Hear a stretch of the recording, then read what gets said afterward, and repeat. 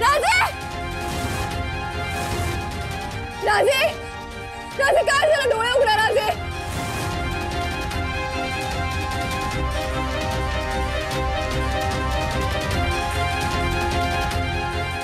राजे! राजे काय झालं? राजे! खंडोजी वैद्यांना बोलवा.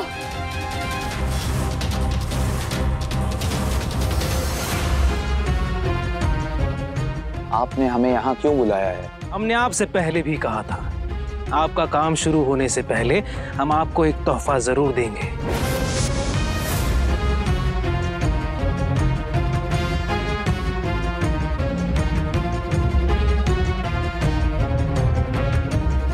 बहुत खूब, पर आप हमें और भी कुछ देने वाले थे। जरूर, वो कैसे भूल सकते हैं हम। ये लीजिए।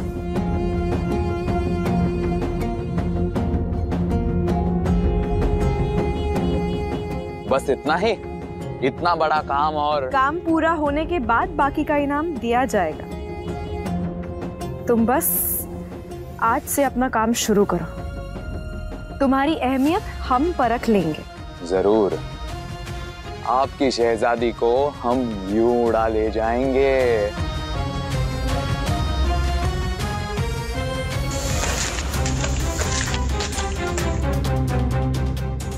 कोई है?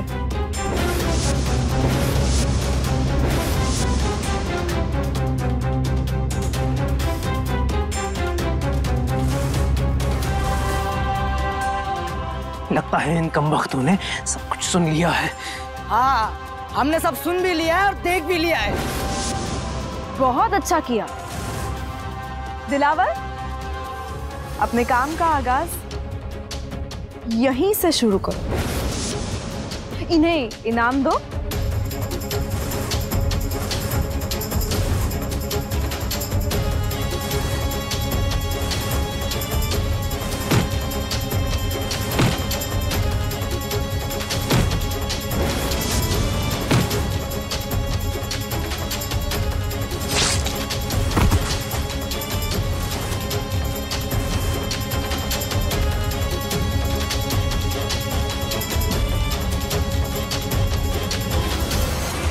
अब्बा हुजूर, ये दिलावर हर काम में शातिर है।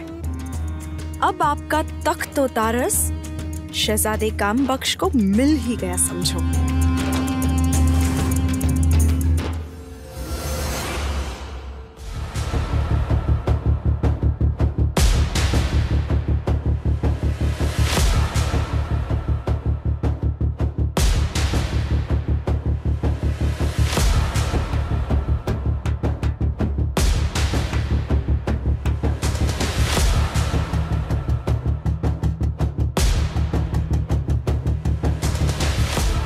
वैद्य बुवा, काय झालं? काही गंभीर बाब आहे?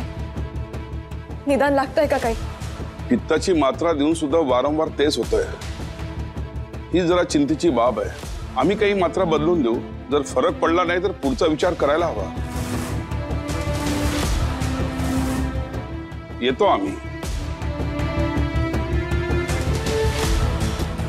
वैद्य बुवा, राजेंना काय आहार द्यावा, किती मात्रा द्यावी ते सांगा सर.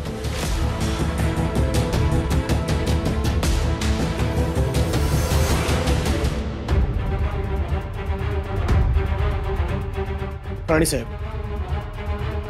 ही योग्य वेळ नाही, तरी मोहिमेचा निर्णय काय घ्यावा हे ठरवायला हवं. म्हणजे आपण इकडेच थांबणार आहात का? राजांसाठी इकडे थांबणं गरजेचं आहे. मात्र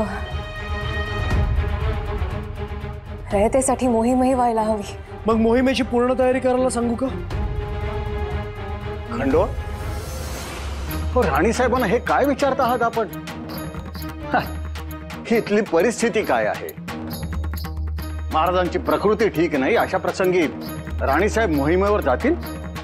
काय डोकं बिकं फिरलंय की काय तुमचं? पंत, आम्ही थांबतो इकडे राजेंसोबत.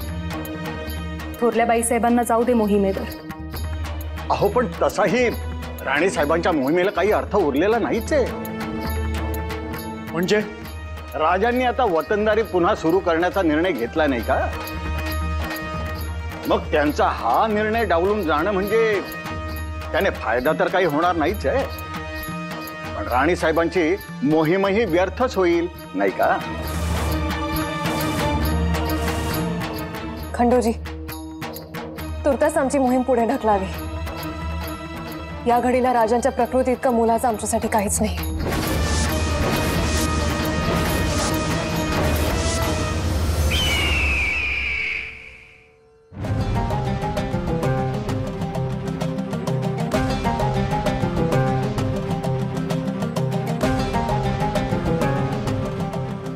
किसने किया ये सब? किसने किया? किसकी ये हिम्मत कि हमारी आस्तीन में हाथ डाल सके? कौन होगा वो? बताओ। हुजूर, इसके बारे में तो कुछ पता नहीं।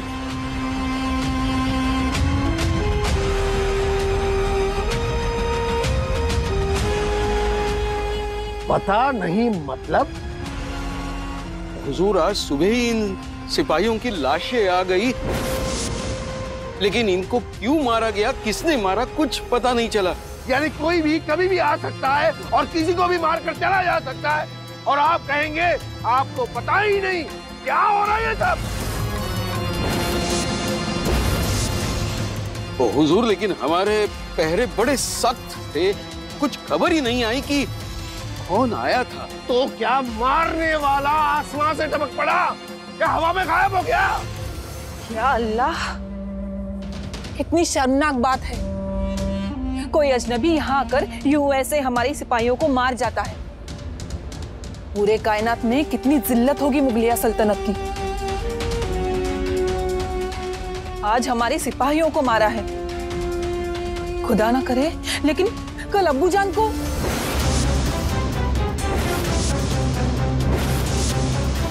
किसने किया पता नहीं, तो क्या यूं ऐसे हाथों पे हाथ डालकर खड़े रहोगे? जिस्तजू नहीं करनी।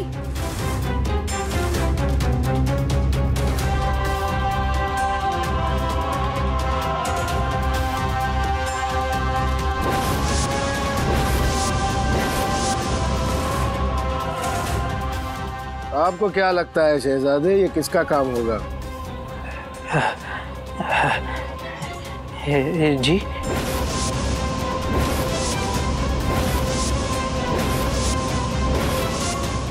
हमने तो सिर्फ आपसे सवाल किया था कि ये नापाक काम किसने किया है। आप तो ऐसे घबरा रहे हो जैसे ये नापाक काम आप ही ने किया हो।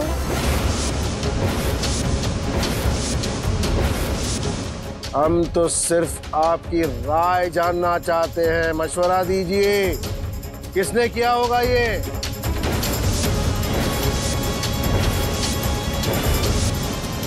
सत्ताजी धनाजी। क्या? हाँ, उनके अलावा ये काम और कौन कर सकता है?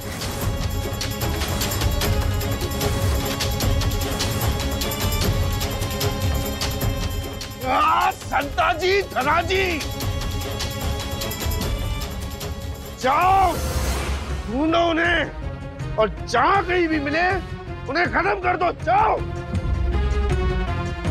नहीं, रुको रुको रुको।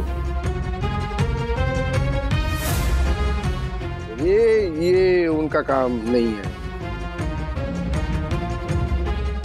उनका घाव सीधा हमारे कलेजे पे होता है।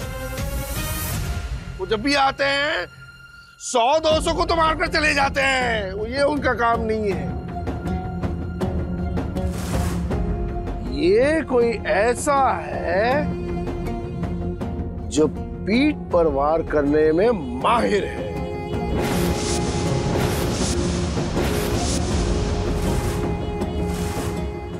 अब्बूजान, ये फिर ये कौन हो सकता है? अभी से पूछ रहे हो? खुद तहकीकात नहीं करोगे? गुस्ताखी माफ। नहीं नहीं, ये कोई और है। वज़ीर आज़म, जिसने हमें कुरेदने की कोशिश की है उसे ढूंढो। वो जिंदा जाने ना पाए जो भी है। जाओ।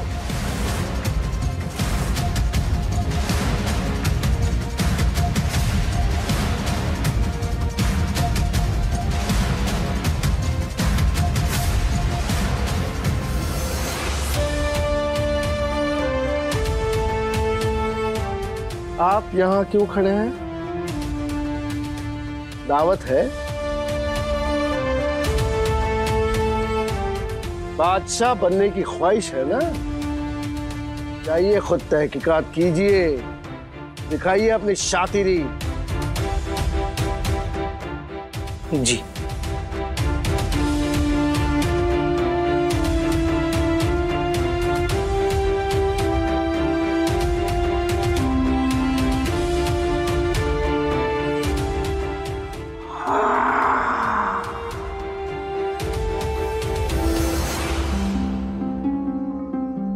काय चाललंय काहीच कळत नाहीये। राजांना काय होत असावं नेमकं? वैद्य म्हणतायत फक्त पित्ताचा त्रास आहे, पण हे तर फार गंभीर वाटतंय। आम्हाला आता काही दिवस राजांच्या प्रकृतीकडेच लक्ष द्यावं लागेल।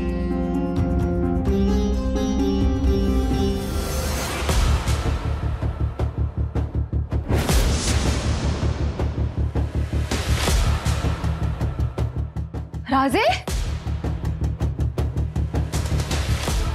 राजे, आपण इकडे काय करताय? आपण विश्रांती घ्यायला हवी, नसती दगदग नका करू।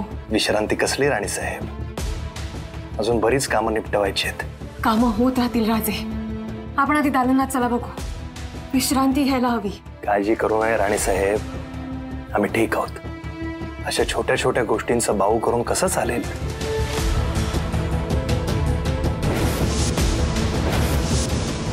रयतेचे प्रश्न खोळंबले आहेत, वतनदारीच्या योजना आखायच्या आहेत, बरेच प्रश्न आहेत। सदरेवर घल होईलच, आपणही चलावं।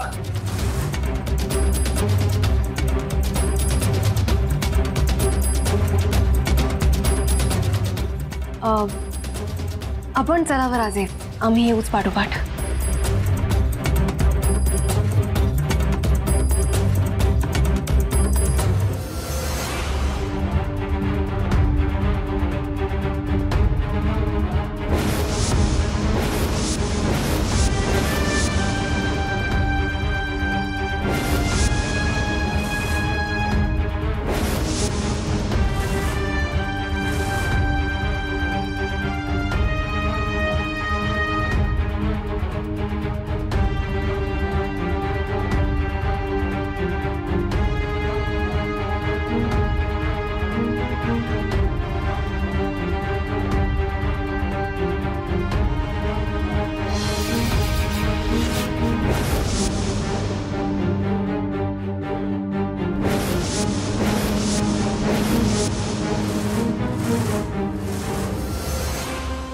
या जाधवराव या। अहो केव्हाची वाट पाहतोय आम्ही।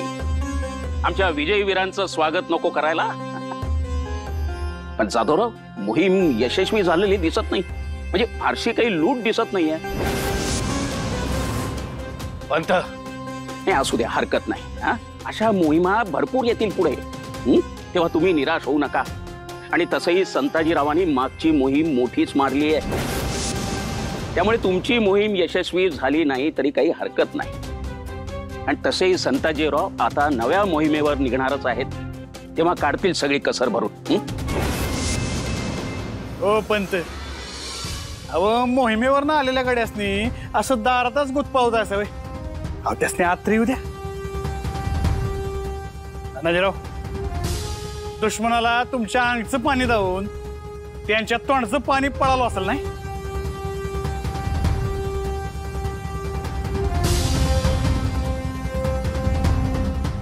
जाधवराव,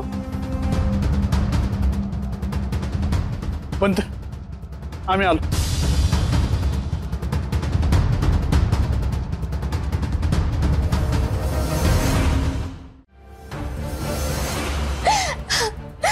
राणी साहब, माफ करा जी, म्या फक्त तुम्हासनी भेटायला आलते, घातपात करायला नाही। मला तुमच्या संग बोलायचं होतं म्हणून संधी शोधत होते, पण कोण ना कोणतरी आडवत येत होत, म्हणून मी इथं लपून बसले.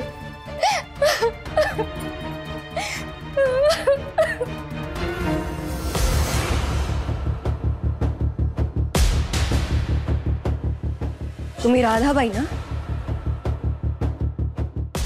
वयजी, आमच्या मुतपाकखान्यात काम करता तुम्ही. आणि तुमचा नवरा? तो भी इथे गडावर जायची शिपाई म्हणून. मग तुम्हाला आमच्याशी असं एकांतात काय बोलायचं होतं?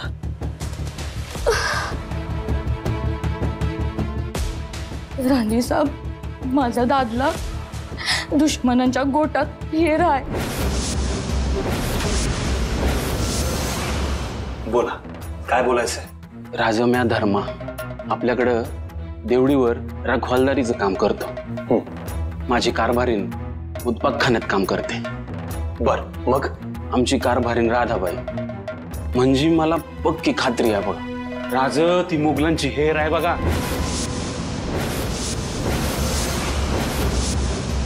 त्याच्यापासून तुमच्या जीवाला धोका आहे बघा. काय?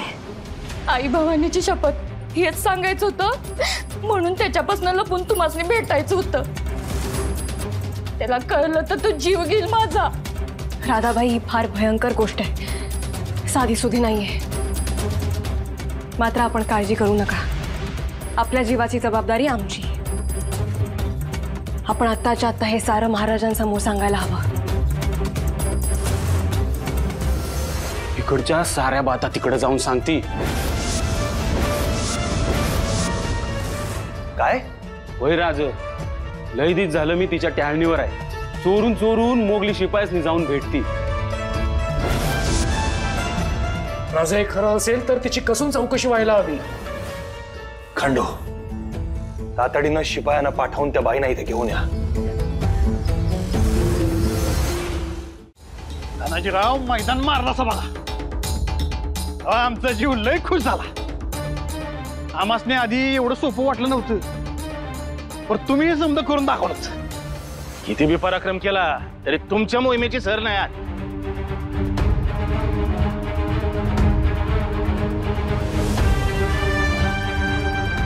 तुमच्या मनात अजून बी ते तुलनेचाच विचार आहे तुम्ही?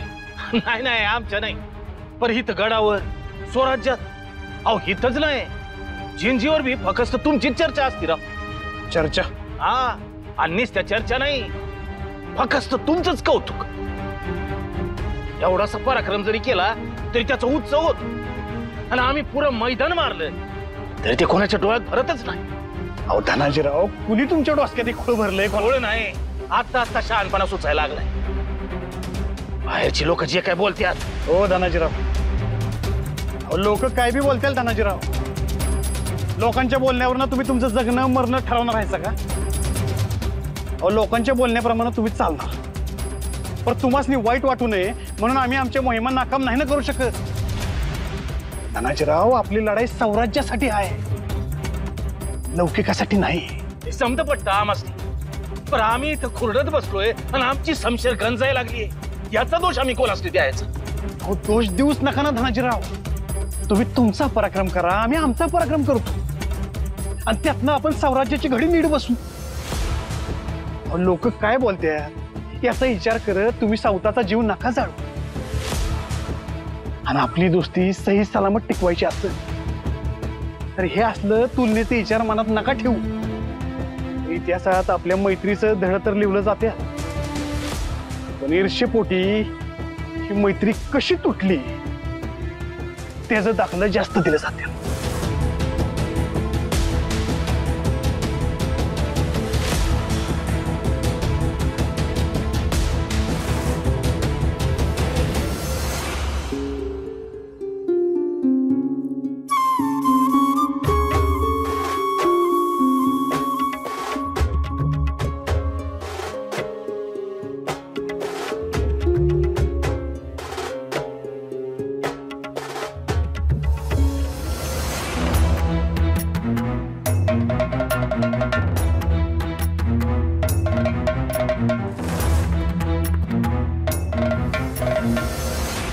राणी साहेब, ह्योच माझा दादला आहे.